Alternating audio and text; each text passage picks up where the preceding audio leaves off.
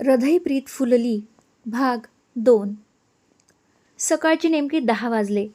Vertex global सोल्युशन्सच्या 12व्या मजल्यावर अत्याधुनिक conference रूममध्ये एकामागोएक कर्मचारी जमा होऊ लागले. रूममध्ये अत्यंत शांत आणि व्यावसायिक वातावरण होतं.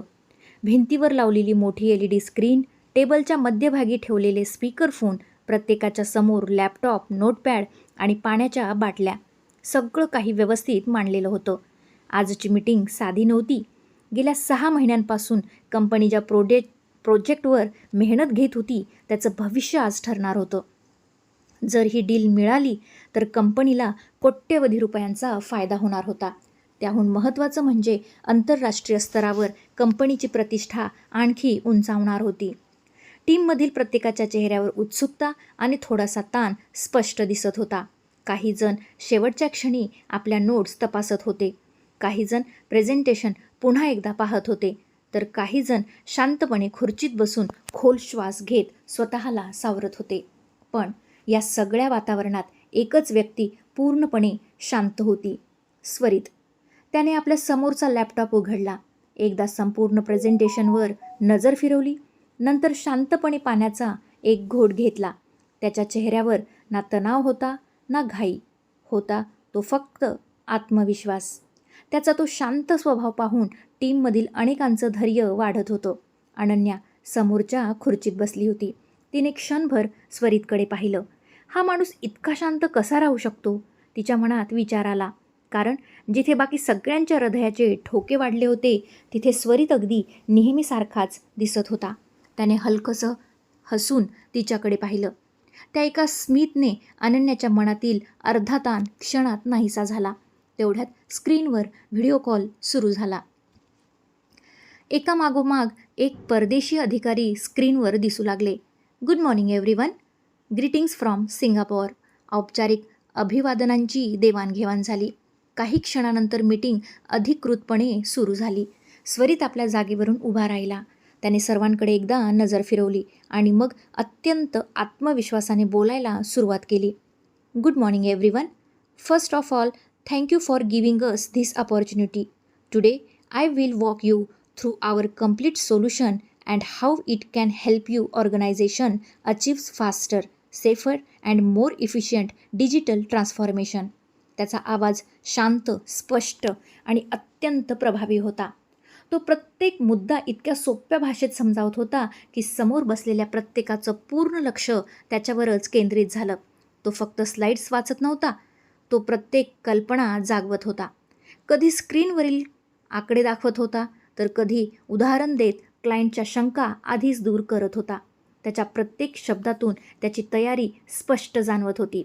अनन्या त्याच्याकडे पाहतच राहिली. तिला हा स्वरित रोज दिसायचा, पण कामाच्या बाबतीत त्याचं हे रूप प्रत्येक वेळी तिला नव्यानं प्रभावित करून जायचं. याच्यावर प्रेम करण्याचं कारणच हे आहे. ती मनातच हसली. प्रेझेंटेशन जवळपास 40 मिनिटं चाललं. आता प्रश्नोत्तरांची वेळ होती. क्लायंटकडून एकामागोमाग एक कठीण प्रश्न विचारले जाऊ लागले. Data security, cloud migration, risk management, cost optimisation. प्रत्येक प्रश्न अवघड होता, पण स्वरित प्रत्येक प्रश्नाचं उत्तर इतक्या शांतपणे आणि नेमकेपणाने देत होता की समोरचे अधिकारीही प्रभावित होत होते. एक प्रश्न विचारणारा अधिकारी तर हसत म्हणाला, Mister Sardeshmukh, it seems you already knew what we were going to ask. संपूर्ण कॉन्फरन्स रूममध्ये हलकासा हशा पसरला. स्वरितही हसला. Preparation always help sir. त्याच्या या उत्तरावर समोरचे अधिकारीही हसले.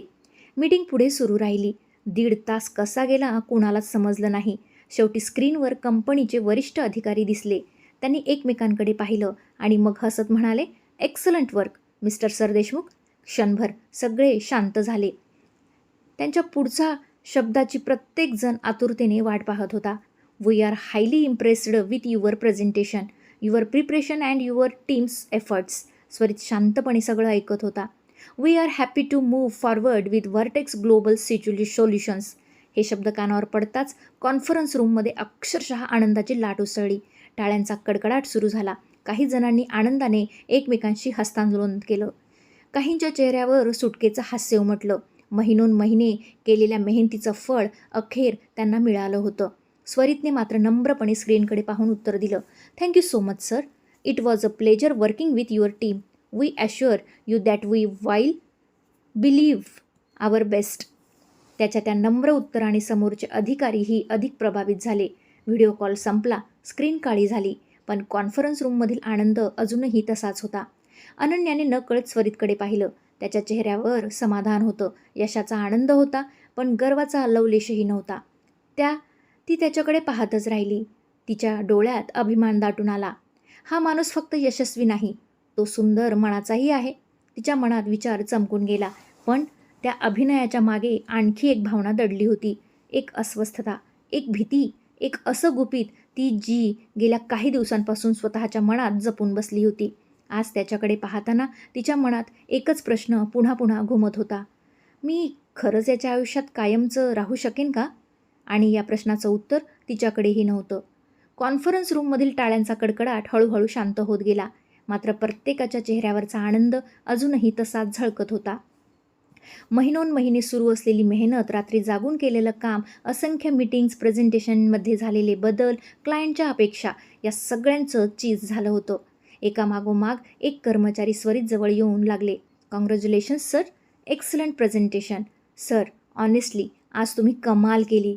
क्लायंट तर पूर्णपणे इम्प्रेस झाला.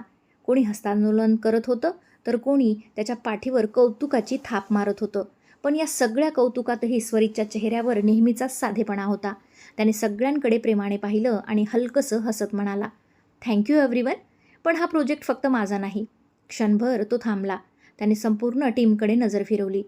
आज जर क्लायंटने आपल्यावर विश्वास दाखवला असेल, तर त्यामागे आपल्या प्रत्येकाची मेहनत आहे. कुणी रात्री उशिरापर्यंत कोड लिहिला, कुणी टेस्टिंग केलं, कुणी डिझाईन तयार केलं, तर कुणी डॉक्युमेंटेशन सांभाळलं आणि कुणी प्रेझेंटेशन. त्यामुळे हे यश माझं एकट्याचं नाही, आपल्या सगळ्यांचं आहे. त्याचं बोलणं ऐकून सगळे काही क्षण शांत झाले. त्याच्या शब्दांत दिखाऊ आणि नम्रता होत नव्हती, तर मनापासूनचा आदर होता. याच स्वभावामुळे कंपनीतील कर्मचारी त्याला फक्त बॉस म्हणून नाही, तर लीडर म्हणून पाहत होते. टीममधील एका ज्युनियरने हसत म्हटलं, सर, म्हणूनच आम्ही तुमच्यासोबत काम करायला तयार असतो. दुसरा लगेच म्हणाला, तुम्ही कधीच आम्हाला एम्प्लॉई समजत नाही, नेहमी टीम्स म्हणता. स्वरित फक्त हलकंसं हसला, कारण तुम्ही सगळे माझी टीम नाही, माझी ताकद आहात.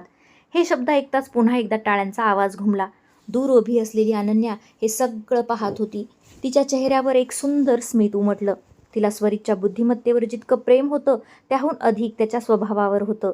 यश मिळालं की अनेक लोक बदलतात, पण स्वरित प्रत्येक यशानंतर अजून नम्र होत असे. कदाचित म्हणूनच ती त्याच्यावर इतकं मनापासून प्रेम करत होती. थोड्याच वेळात सगळे पुन्हा आपापल्या कामाला लागले. कॉरिडॉरमध्ये पुन्हा नेहमीची धावपळ सुरू झाली. स्वरित आपल्या केबिनमध्ये परत आला. त्याने लॅपटॉप उघडून क्लायंटकडून आलेल्या मेल्स तपासायला सुरुवात केली. तेवढ्यात दारावर पुन्हा हलकीशी टकटक झाली. कमीन.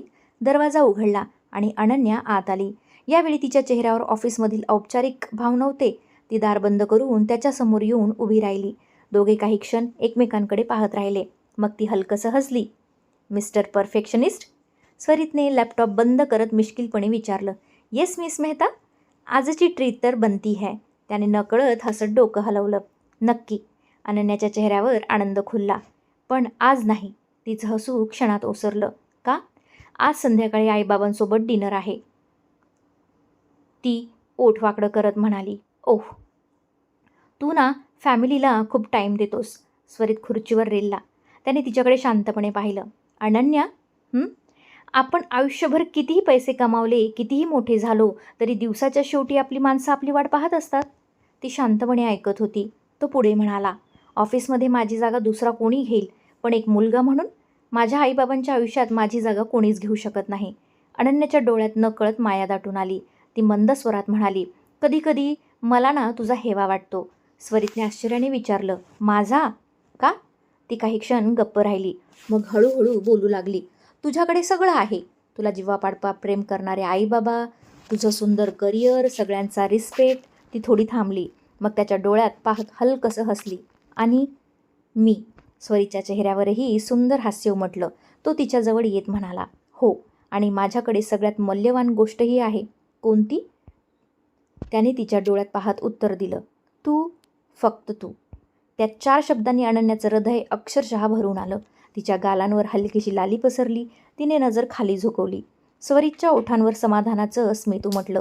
केबिनच्या काचेबाहेर मुंबईची वाहतूक पूर्वीसारखीच धावत होती. लोक आपल्या ध्येयासाठी पळत होते. वेळ पुढे सरकत होता. पण त्या केबिनमध्ये त्या क्षणांसाठी वेळ जणू थांबून गेला होता. दोघांच्या नजरा एकमेकांत हरवल्या होत्या. त्या नजरेत शब्द नव्हते, पण प्रेम मात्र भरभरून होतं. To be continued.